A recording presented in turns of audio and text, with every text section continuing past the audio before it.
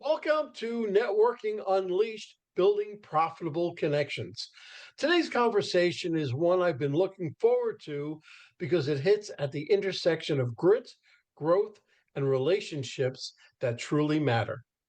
Our guest has lived through moments that would have sidelined many people.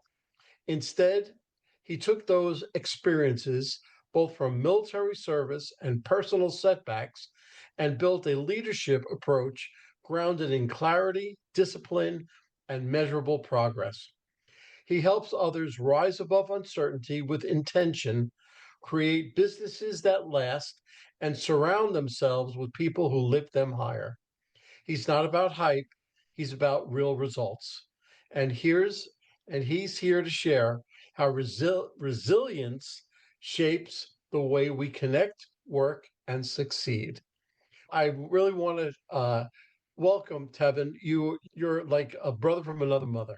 We have a kinship, and yes, you have the military behind you, which we all thank you for. But you just one of us, right? So I would like to introduce Tevan to the podcast, and why don't you give us a little bit about your background and how you got here today? Absolutely. And I really appreciate it, Michael, because it's an absolute pleasure to be here and being able to speak to everybody. And so, to give you a basic about me, let's start from the beginning. I actually came from a very poor beginning. I was adopted when I was a youngster. And from there, what ended up happening was I got over to an adoptive family, which was absolutely wonderful. I appreciate them for taking me in and taking on the challenge of me. But from there, it was definitely a little bit more difficult than I think they originally anticipated. And so with that was there were situations where we were the living conditions were kind of subpar, let's put it that way. Not a lot of clothing. There was a lot of re-wearing a lot of different types of things. The We don't have to go too far into there. I think we can get the picture from that.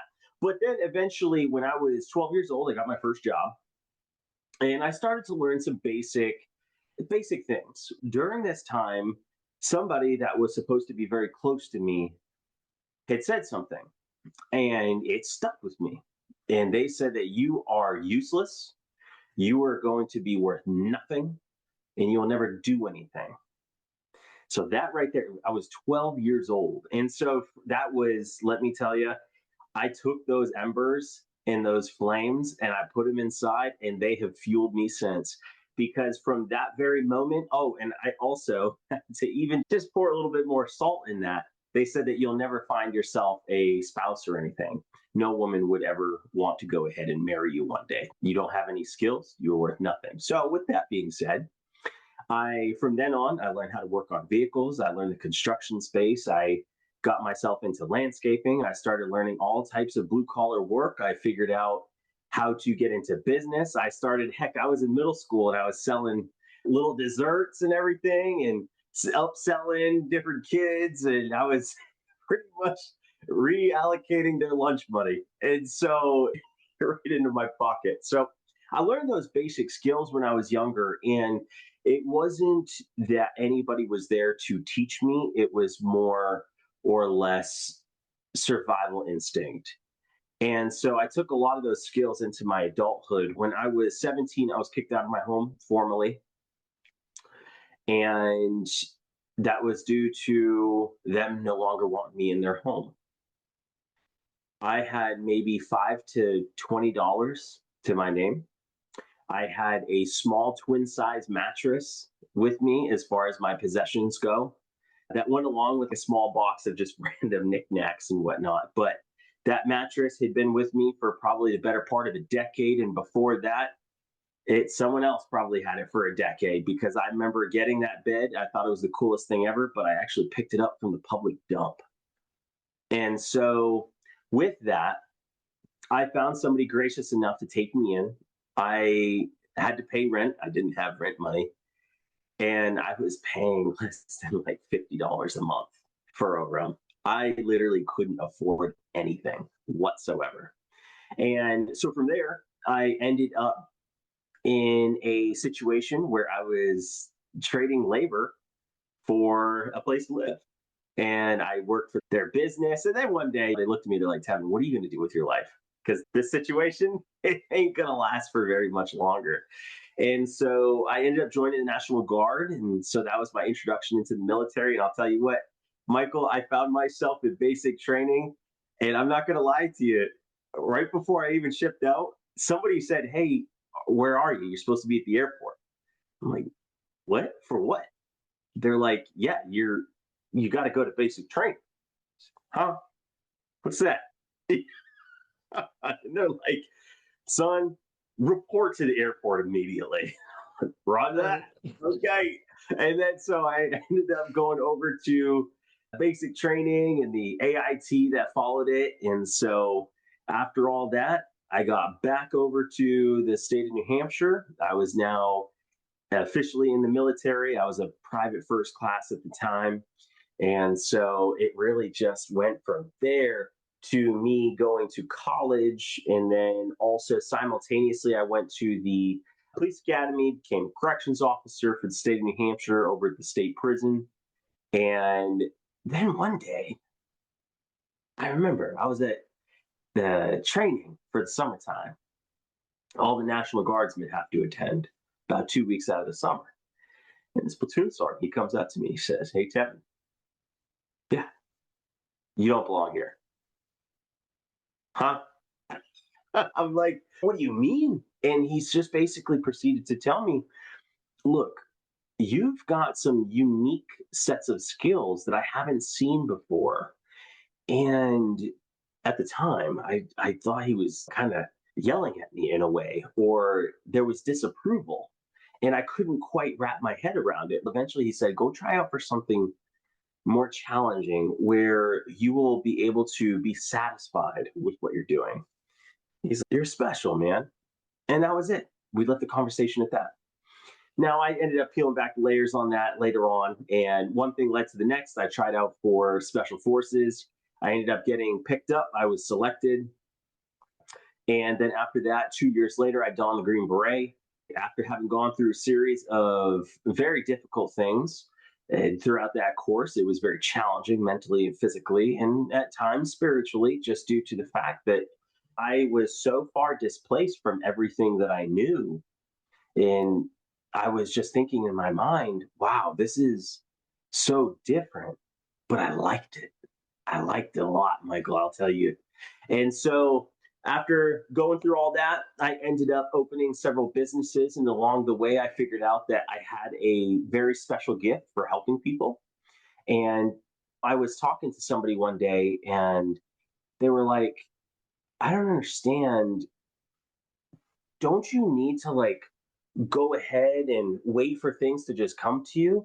And I told them, we had a very good and colorful conversation. I was like, no, because nobody owes me anything. And that in a way it's freedom. Because now I didn't really expect fairness anymore. I unlocked ownership in myself and my own actions. And it's responsibility. It isn't heavy, it's empowering. And so when you accept full ownership, excuses, they truly do disappear and clarity shows up. And so now here we are in a nutshell, how I got here. Was pretty, I'd say a pretty good story.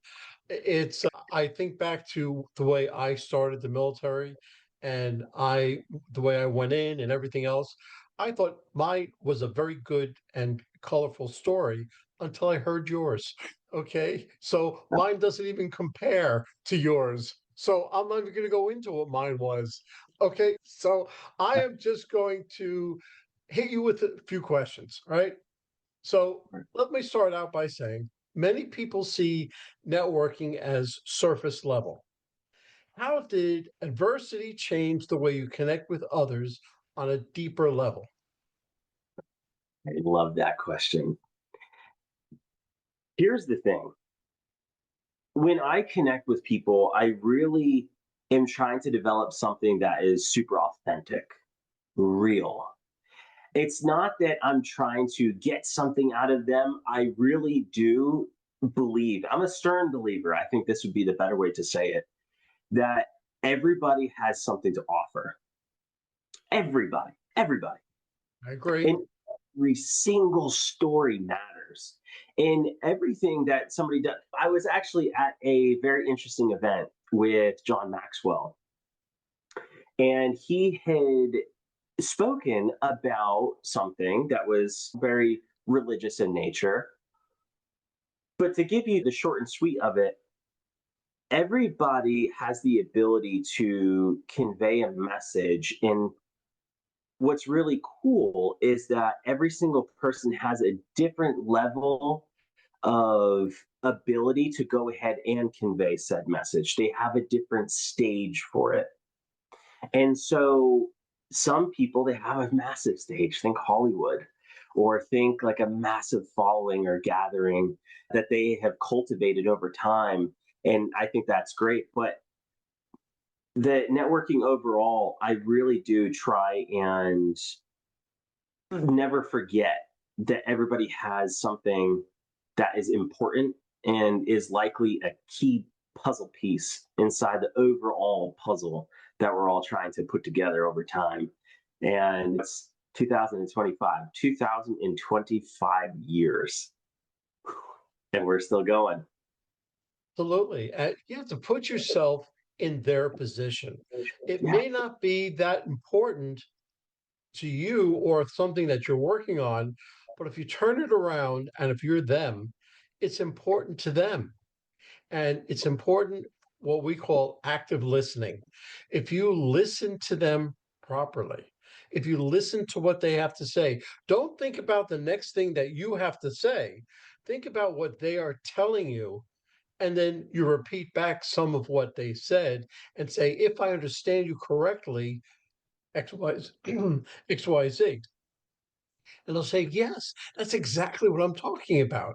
And that's the reaction that you want to get, because when you say authentic, authenticity, that's really like a buzzword that keeps getting thrown around all over the place.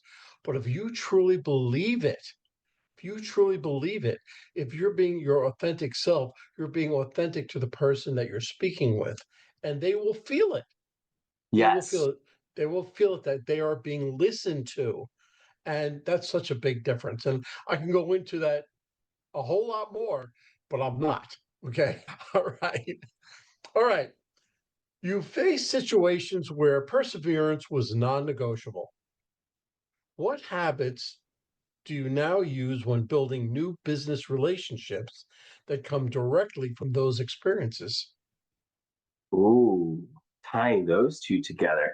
Okay, Michael, these are good things to think on. One thing in particular that I like to say is doing things with intention.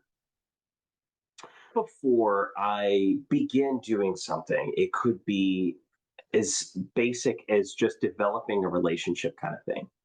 I'm thinking about them as holistically, not just now.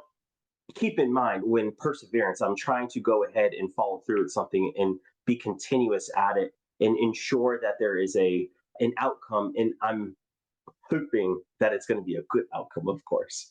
But with that being said, one thing that I'm doing during that time is that holistic approach. What I mean by that is I'm making sure that I am really there in part of the conversation. There's different types of listening. And so I love thinking about level one listening, level two, level three, anywhere from hearing the background noise that's going on, but then being able to still just take in the environment all the way down to like exactly how you were saying it, being able to almost regurgitate some as far like a little bit of mirroring, and then ensuring that everything is being understood, and then really just completely zeroing in. I don't know what's going on around me. I only see you. And so to go back to finishing answering that question, I'm thinking about their family. I'm thinking about the conversation that we're having and how it's going to impact you, how it's going to impact me. I'm thinking of things second and third order of effects with a lot of these. And so this is something that's really helped me integrate really building up these relationships in business and taking the same principles as from perseverance and then bringing them over into this arena. And I'm also practicing self discipline, I'm practicing self control, and ultimately respect. And because that's just, and I like how you nodded there because I feel as though there's a lot of people who don't implement some of these things. And I'm not saying that this is the only method in which that one could go about using and then be successful. I think there's many different ways of doing it, but I think that this one has worked for me. Absolutely. Bob Berg wrote about this in his one of his books, Go Givers. And it is truly, he's a remarkable man. As a matter of fact, I had him on a podcast a few episodes ago. And he practices everything that I truly believe in and what I practice. So if you practice, and if you practice just giving, right? Don't think about receiving. When you go to a networking event or sitting down with somebody, you figure out how you can help that person. And really, what I came up with was I like you, I like what you do for a living, I like how you do it. How can I make you more successful? Yes, How can I be a good referral source for you? And if I did my job correctly, they'll say, Mike, I don't even know what the hell you do yet. And you're already trying to make me more successful. And yes, that's exactly it. So give, try not to receive. So what goes around comes around. You will get, you will receive, but you have such a much better feeling if you're giving. absolutely. Oh, It's all about providing that value. How can I be of value to you? yes. Yes, absolutely. And that goes on with LinkedIn, with social media and everything else, but we'll get into that till later on. Okay. When someone is rebuilding professionally or personally, what approach should they use to restart their network with intention instead of desperation? Wow. I really like that question. Rather than desperation, Yes. intention versus desperation. There's something here. So, if you're rebuilding something, say we take me, for example, Tevan, let's go ahead and just knock down everything and let's just rebuild. Let's rebuild your entire identity. What I would say is I would have that strong foundation of what we were just talking about, being of value to others. Because there's something interesting about humans, and it's that we're very naturally, and not saying 100% of humans, of course, but instinctually, we are very community based. And so, with that being said, think of it as it takes a village.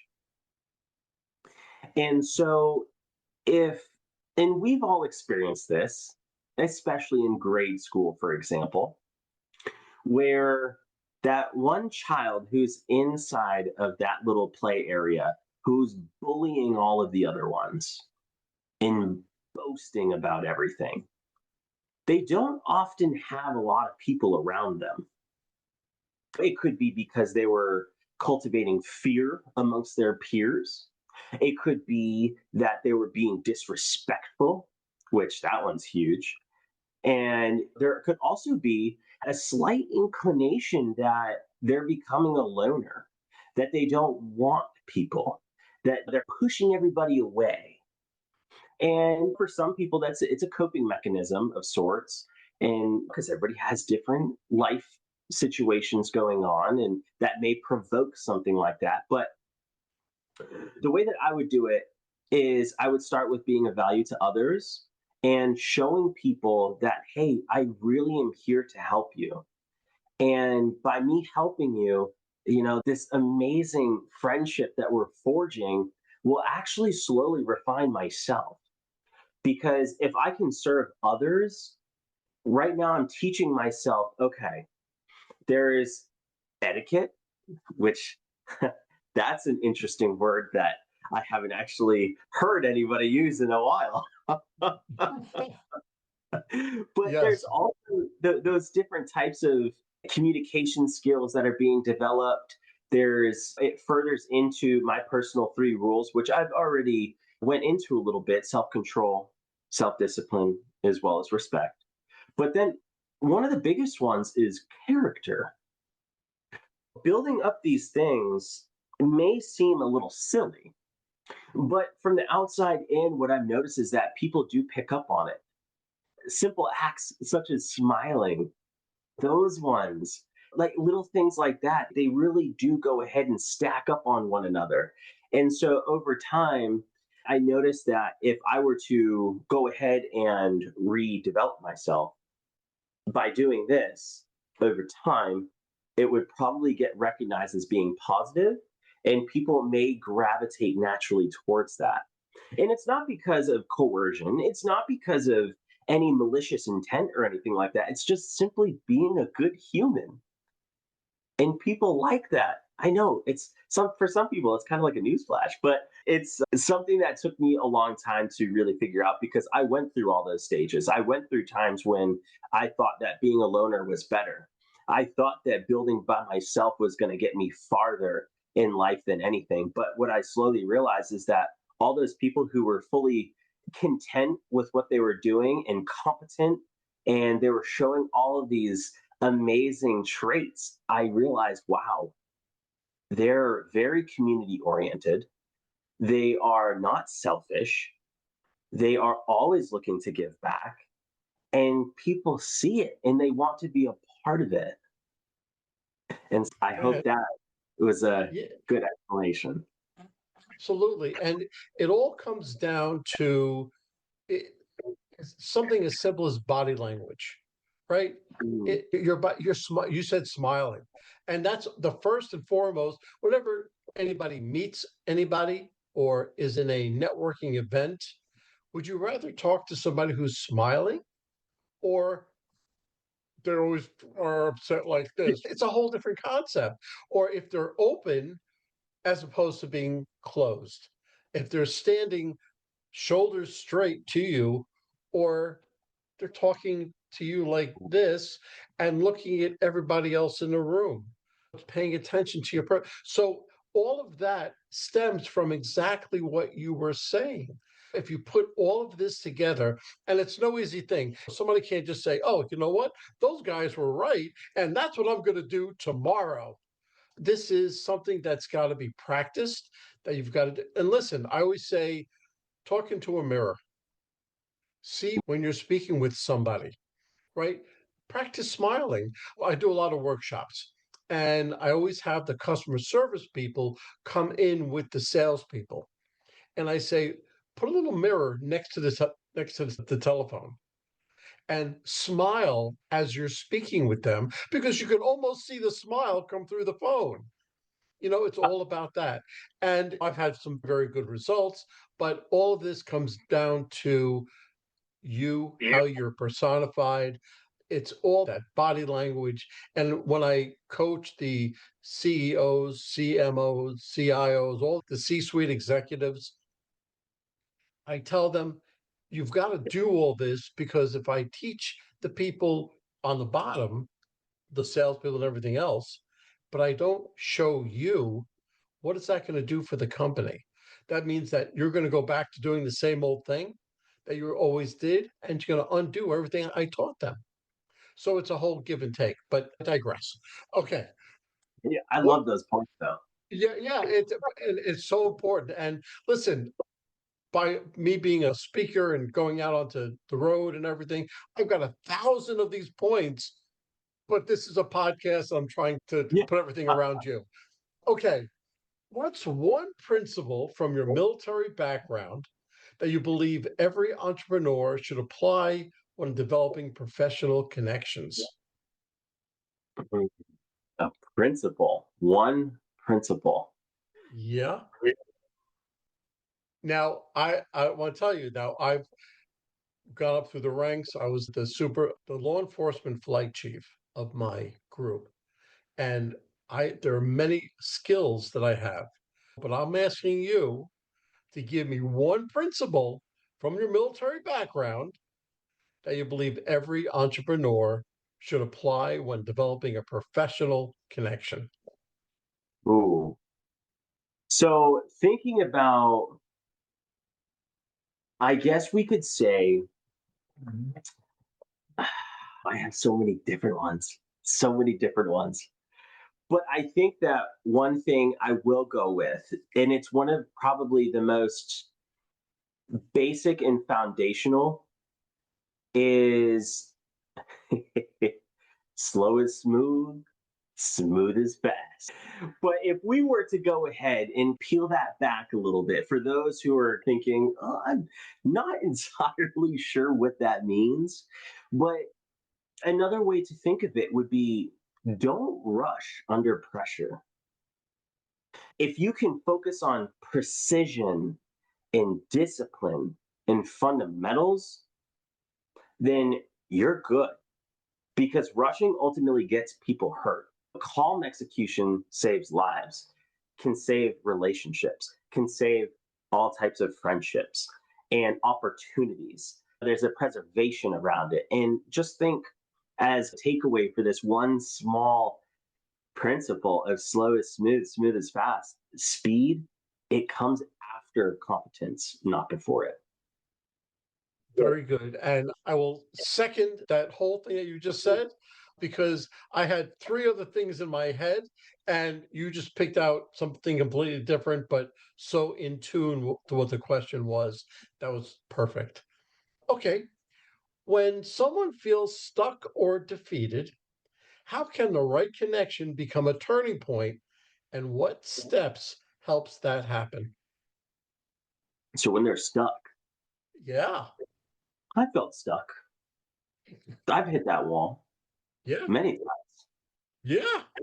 And I would say there are certain friendships and people that you can just somehow see them as in almost think, wow, where were you the entire time? Because that one person can go ahead and just say that one thing that you just hadn't thought of. That also ties back into every person matters. And everybody has a very key piece of input and things. If you were to panic in a situation like this, it's likely going to create a mistake.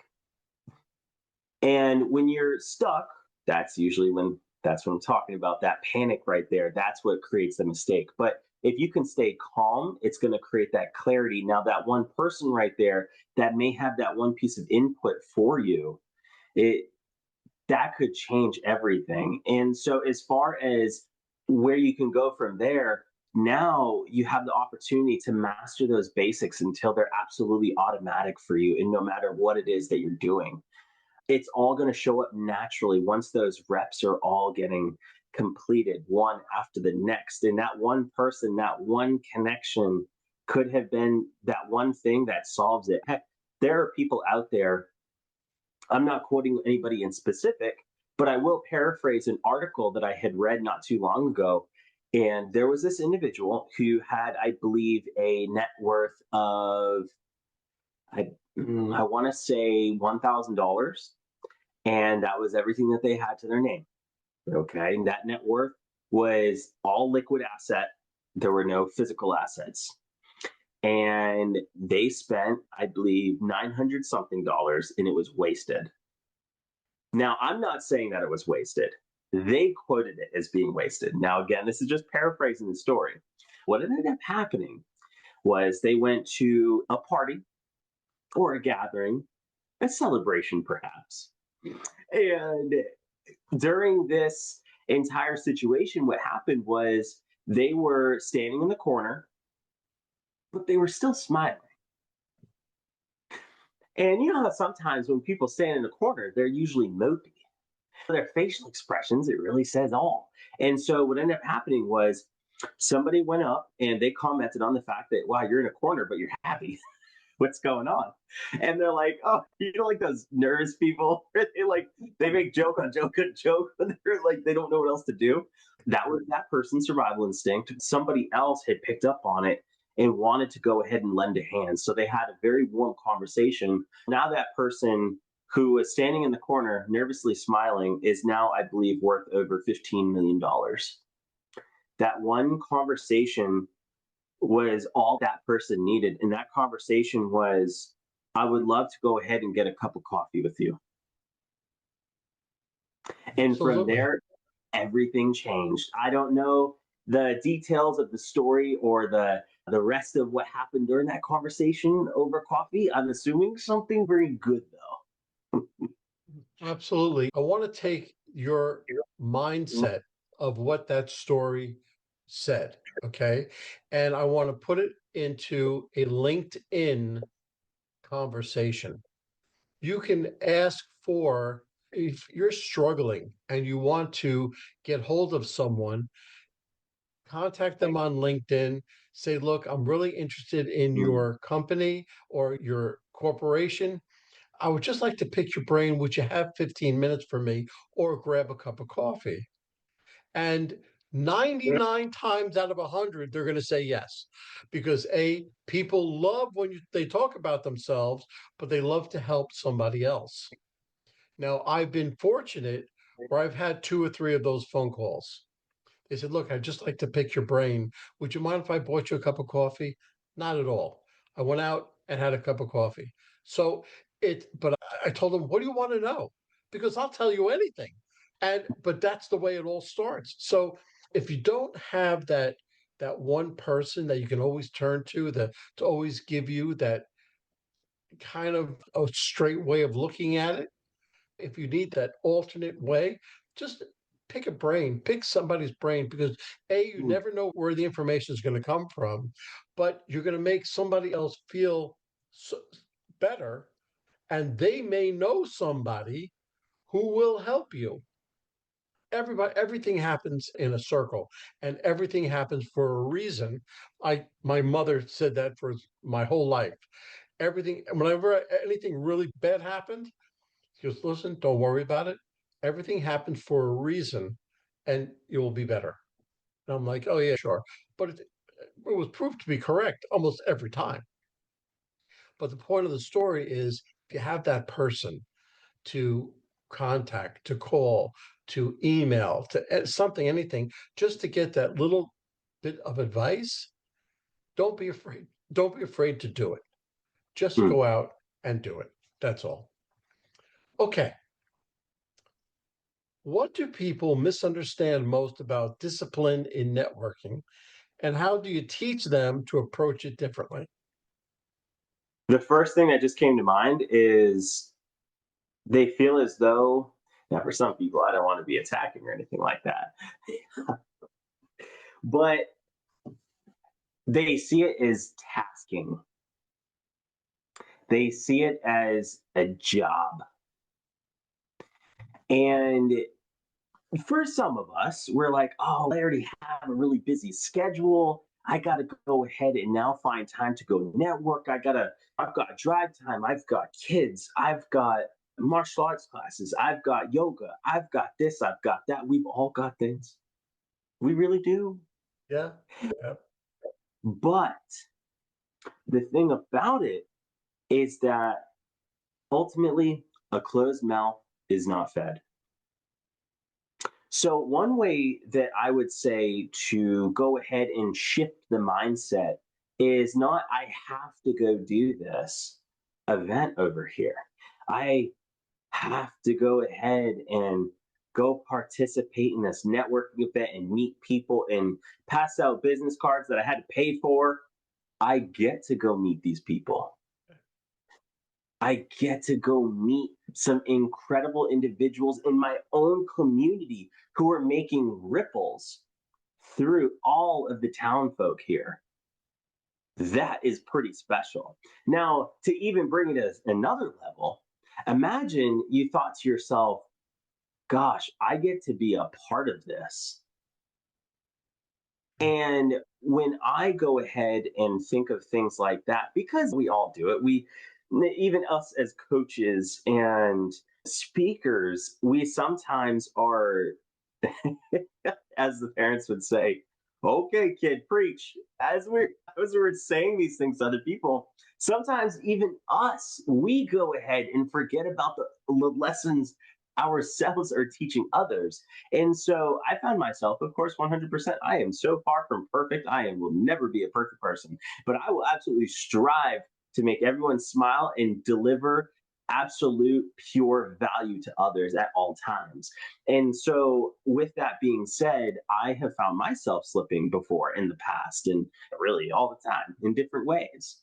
And I have to realign the way that I'm thinking and just remember this is an opportunity to do something good. Or who knows, even for some folks, depending on where it is that you are with whatever you've got going on, it could be an opportunity of greatness. And now that's pretty dang cool. And then who knows? What if it's something so amazing? Oh my gosh, Michael, could you imagine? What if Fred over here is about to go do something and this is actually going to solidify his family in their success for generations to come? My goodness, my head blown. All you need, all you need is that one thing that will just twist just in your favor, and you'll never know unless you go out there and intentionally network. Yes. Intentionally go out and meet those people. You make the conversations. You make the conversation about them, not about you. You try to give, not receive. You just have a good time. Once you have the good time, you just imagine the weight that gets off your shoulders by you being Yeah. able to go there and do this. It's a wonderful feeling. And that's what I try to promote. So yes, everything you just said, yes and yes. It just intentional networking and it will all go away. Okay, so now you talk about clarity. How does someone decide who they truly need in their circle instead of just gathering a large list of contacts? Well, the decision point. Yeah. when you wake up in the morning, when you wake up in the morning, does there feel like there's a weight lifted off your shoulders? Or does it feel like the weight fell on your shoulders? Very good. That right there is how I tend to look at it. And the reason for that is because, generally speaking, before one goes to bed, now, generally speaking, a lot of people I have spoken to do something similar in nature, or at least have the intent of doing something to ultimately reprogram their mind while they sleep. But most folks want to go to bed happy, satisfied, something of the sorts. Now, how do I get there? It could be that somebody performed a prayer. It could be that somebody wrote down, I know that some people have thought journals right beside their bed. And so that way they can write down maybe affirmations, or they can write down simple things that they must do the next day, or just things that they are thankful for. So when you wake up, are you dissatisfied?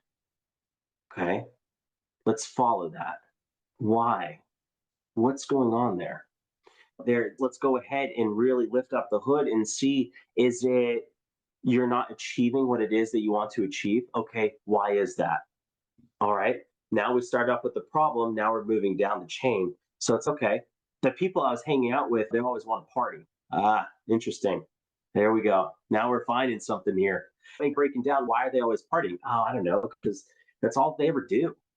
Okay, I understand. Some people, they like doing certain things. What other friends do you have? What other relationships have you been working? And by working, not to say that, oh, I got to go ahead and do this. It's just more of the less way of asking, okay, what is going on? And then if they happen to maybe think, I don't have any other friends. Interesting. Okay, what are we doing in order to get friends? Are you going out and just like little socials, or are you going out to these networking events? What do you have going on? So that is how I begin figuring out my own circle. I not necessarily making it like on the disc where we have all those different types of behavioral analysis quotients. And I'm not necessarily putting friendship in all those little circles. I'm taking some of the knowledge of that and I'm thinking to myself, okay, some people are going to think about this very over analytically. Others are going to go ahead and just take a brief look at it and be like, okay, they could see, like, all right, yep, this friend wants to party all the time, never wants to do anything constructive, never really wants to hang out anywhere other than bar. And so that is how I start to really look at the circle, engage whether or not are these productive friends or are they non-productive friends? Are these people that I should go ahead and continually add to my circle? Or should I maybe go ahead and take them out of the circle and plug in other people that actually make me want to go ahead and stand up on my 2 feet like a bipedal creature that we are, and then make sure we're marching forward to whatever it is that we're trying to achieve? And so that's how I go ahead and look at that. That's a very good way of looking at it. The people you surround yourself with, it's so very important to the person who you want to be. Because if you want to be, I want to be this great person, but you're hanging out with the people who always want to drink and go to bars and everything else, they're holding you down, right? So you have to befriend those people that will help you get to where you want to go. Not saying you're going to kick out those old friends. You might have friends for 30 years. You're not going to kick them out of your circle. You just won't pay that much attention to them, Mm. right? And you pay attention to the people that will help you. Unless you're that happy. If you're that happy with going out and going drinking and canoodling and whatever else you're going to do, that's fine. Yeah, But that's awesome then. if you want to get ahead, you want to, then you surround yourself with people like that. Yes, it's very good. Very good. Okay. What's one story where perseverance led to a meaningful relationship, and how did that relationship change the course of a mission or a business result? I've got quite a few of those ones. Let's see. Just give me an easy one. Yeah, we can definitely go with an easy one. I can go ahead and do that. College. Let's talk about college. Okay. College was an interesting time. For some people, it's a really tough adjustment.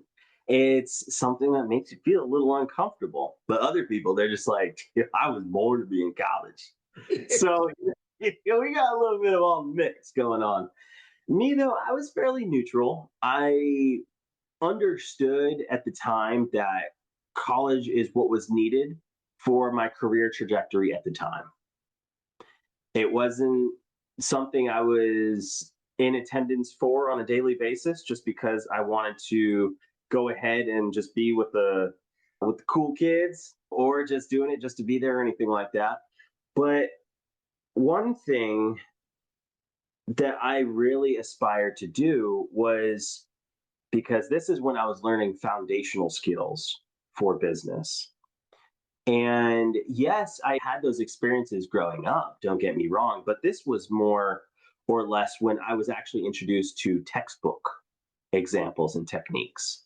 So I was really beginning to implement other strategies that I was no longer self developing, but I was developing by way of listening to the instruction of others. And so there were a couple of people who I had met, and there was a business opportunity that I was introduced to during my time in college. And so what I ended up doing was I kept talking to the lead person, and I kept asking, prompting, "Hey, I know I'm good enough to go ahead and help you out. Let me help you. Let's be friends." I kept pushing and pushing. And I was doing all of these things because I was trying to really, at the time, I just was like, let me get rich. Let me get what you got. And so I didn't have many other thoughts aside from that. But what I started to realize is that when I was pushing forward in a way of just, oh, hey, I want to just get like stacks on stacks, so to speak, it was, even though looking back, the business structure itself wasn't really sound, the person was very confident with what they were doing. And they saw me as not really caring about anything but money. And they picked up very quickly on that. It was very instinctual, which I've noticed even during regular casual conversation. People will notice. People will notice that that's all that you care about, or if you're disingenuine, or if you are having something that we all call a secondary agenda. And it's very easy to see through. Now, with that being said, I started to shift my mindset there. It was like, wow, okay, if I really want to go ahead and put myself in this position, I need to be of value to this person. I need to bring them value. And then if they see that I'm bringing them value, they're going to perhaps see value in me. And so that's when the tide started turning. So we started that, and I kept persevering, I kept pushing, and I changed, and they commented on it actually a few months in. They said, wow, I'm seeing something different in you. You're developing. And I said, gosh, that's so cool that you noticed. Thank you. And so that right there really helped me self propel into the next echelon of things. But it was quite the experience because I thought that I had it all together. I thought that I was leaning forward with the right foot the entire time, but I actually had two left feet. And so that was probably one of the biggest turning points for me was that little, it was a silly little business concept too, looking back, but it taught me so much. Yeah, the one thing that I'm getting from the whole your whole story is that you learned one thing, and that one thing was patience. You learned that if you gave, going back to what we were saying before, and you were patient, you didn't just come right out saying, look, I have this to sell, this to sell. You said you gave them value and you waited for them to see it. You waited for them to reciprocate. So it taught you patience. And that patience is what got you ahead. So that's what I got out of your whole story. Absolutely. Okay.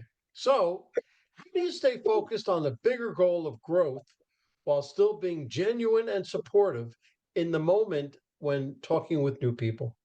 This is about to be a heavy one. Yeah. Not necessarily emotionally, but I'll tell you what. Yeah, remember Big Poppy in baseball? Yeah. Yep, of course. Now I ain't trying to create divisions here on baseball fans or nothing. But he does come from the area that I was at. So it's definitely natural that I bring him up. So keeping the big picture in my mind at all times is super important. Matter of fact, I wish you could see it, but up on a wall over here, I've got something that says stick to the plan. Stick to the plan. Great advice. Yes, because there are going to be so many distractions. But if you can go ahead and just stick to the plan that you personally created, you'd be surprised at what type of success you can go ahead and experience. And even when I'm developing those new relationships, I'm always thinking of like that overarching thing stick to the plan. Meet these individuals here, see who thinks very similarly, whose values and goals align with myself, and think about the level at which you could all elevate one another in order to achieve your all individual goals. Because we all do ultimately have individual goals, whether it's emotionally or spiritually, relationally, or monetarily. It's all really going to come to a culmination of we want success. And yes, success looks different for everybody, how I just described. And so if you can go ahead and one, stick to your plan, and then two, be able to just still Charlie Mike through all of this. And Charlie Mike is a military term for continued mission for anybody that who doesn't necessarily know. But if you can go ahead and find a way to make those two dovetail one another, I think that you're going to go ahead and really be able to smile before you find yourself sleeping at night. Absolutely. Absolutely. And it's funny you said that. I've had a little symbol on the side of my computer for about 15 years. And what is it? It's a Nike symbol. Just do it. Yes. Just do it. And that's it. Every time I get stuck or whatever else, I just look at that and say, look, just do it. Just do Yeah. it. And so everybody has that little bit of something. You have that up on your wall. I have it on my computer, something where you can see it all the time. And it reminds you to just stick to the plan or just do it or just it's something. But as long as it motivates you, I don't care if it says XYZ. If it motivates you, then you're going to do it. All right. So let's bring this podcast full circle. If someone listening today wants to elevate their standards, strengthen their mindset, and build relationships with more intention, what is the first concrete step that they can take within 48 hours? I'm going to say this: stabilize yourself before you try to scale. Good one. Refine before you try to sell a product, sell ideas that you have, sell whatever it is. And I always will say control first, speed second. Absolutely. Absolutely. Listen, what this is a great conversation. Practical, real, honest, and packed with ideas people can apply immediately. If this episode struck a nerve, good. That means you're ready to elevate your standards, rethink the way you build your circle, and show up with more purpose. To our guest, thank you for bringing your experience and your heart to this space. To everyone listening, take one insight you heard today and use it in your next conversation. That's how progress starts. Until next time, keep showing up, keep building strong relationships, and keep turning conversations into opportunities. Tevan, before we go, how can anybody or somebody get hold of you because they liked you so much, they want to be coached by you, or whatever the reason? What's the best way to get hold of you? Absolutely. Thank you so much, Michael. I appreciate you asking that. And very easy to get a hold of myself or my team, which inadvertently is getting a hold of me. And that is going onto Facebook or LinkedIn or Instagram. And you can find my brand, Momentum Mastery. That right there, if you go ahead and interact with the page or the group, or you send a direct message, it's all going to go ahead to the same space, which is over to my domain. And then you can also go over to tevanmillette.com. Fantastic. Tevan, thank you so much. You are a great guest. Thank you again. Thank you so much, Michael. I appreciate your time and your efforts here. Well, hold on, folks. Don't go anywhere. Let's hear from our sponsors. David Neal, co founder, Revved Up Kids. Revved Up Kids is on a mission to protect children and teens from sexual abuse, exploitation, and trafficking. They provide prevention training programs for children, teens, and adults. To learn more, go to revvedupkids.org. Henry Kaplan, Century 21. When it comes to making the biggest financial decision of your life, leave it in the hands of a proven professional, Henry Kaplan. Henry is a global real estate agent with Century 21, celebrating his 41st year in business. No matter where you're moving, Henry has the right connections for you. You can contact Henry at 561 427 4888. A huge thank you to our guest for sharing such incredible insights today. And of course, a big shout out to you, our amazing listeners, for tuning in and spending your time with us.